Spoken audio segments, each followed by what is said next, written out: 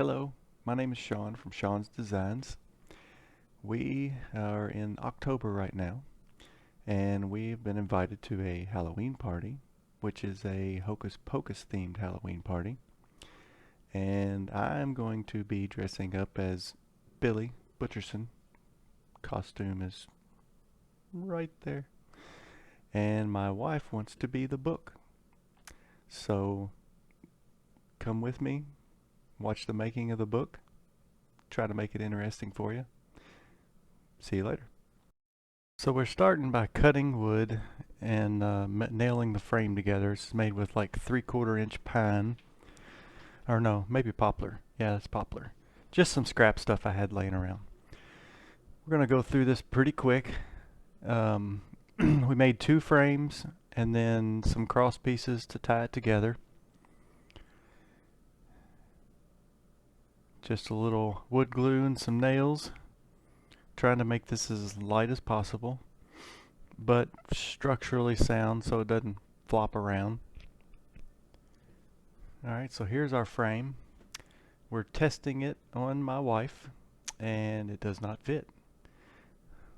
So my measurements were to fit her, but I didn't consider sliding it over her shoulders. So after some thinking, we took the bottom cross piece off to make it easier to slide it on, which it does fit, but it's a little tight, and she thinks it's funny. She does bring me a nice cup of coffee though, so I appreciate her for that. Thanks, honey. So now we are on to cutting the foam board. It's just like a $2 or $3 foam board you can get from Hobby Lobby. We're going to cut all the pieces and to size. We want a little bit of overlap. We're trying to make this look like a book. So I'm checking that out. And then we're going to hot glue the book or the board to the frame. And there again, I'm not showing all of it, but you get the idea. Get all the sides put on and hot glued to it. And then I've got some padding that I've notched out as like shoulder pads, which they seem to work good. So now I'm doing a little, of course you can see her right arm is not sticking out. I don't have the hole cut. So I'm cutting the hole here. It's pretty simple to cut with an X-Acto knife. Here's the other side, and you'll see what I'm going to do later. I'm going to leave this open on this side, and you'll see at the end I put a little cover on that we can Velcro in place. So there's the frame. Now we're going to start with the design. We got some cheap dollar store snakes. They're pretty stiff, so we're hot gluing them. We gotta hold them in place till they dry. These were really hard because they were so stiff and I wanted to coil them up in the corners. But with a little bit of work, it worked out really nice. So now we're using twine. We're gonna hot glue twine. This is gonna be like the dimension of the scars where they sewed the leather together, and you want to run one piece, but all of them are going to have 2, so that it looks like, you'll see here in a second, it'll look like 2 pieces of leather edged together. So we hot glue all this. I kind of hand drew everything onto the board so I'd know where to go. See, there's the 2 pieces, and it'll look like 2 separate sections glued together whenever you are sewed together. Just like that. Looks like patchwork skin. Not quite yet, but it's getting there. So now we're doing a glue, just an Elmer's glue and water mixture. Probably like a 30% glue to water mixture. Not really sure, just kind of squirted it in there and mixed it around. Just something that we can glue this tissue onto the face of this costume. So we're just putting it on, put the tissue on, and then lightly, rub it in, try to get it to stick. Make sure that all them little ridges for the twine, you got to kind of push it down, get the air bubbles out. And here in a second I'll go back with a smaller brush and I'll get kind of in between the 2 pieces of yarn. But yeah, we just sit here and put all this tissue on. There I am, tucking it in, getting all the air bubbles out. We'll let this dry. Whoa, stop the video. Okay, we had a little technical difficulties. Right about this point, it was a different day. We thought we were recording, or I thought I was recording, and I wasn't. So I missed the part where I put the eyeball in and painted the silver on the snakes. So there wasn't really a whole lot. I basically just painted the green snakes silver.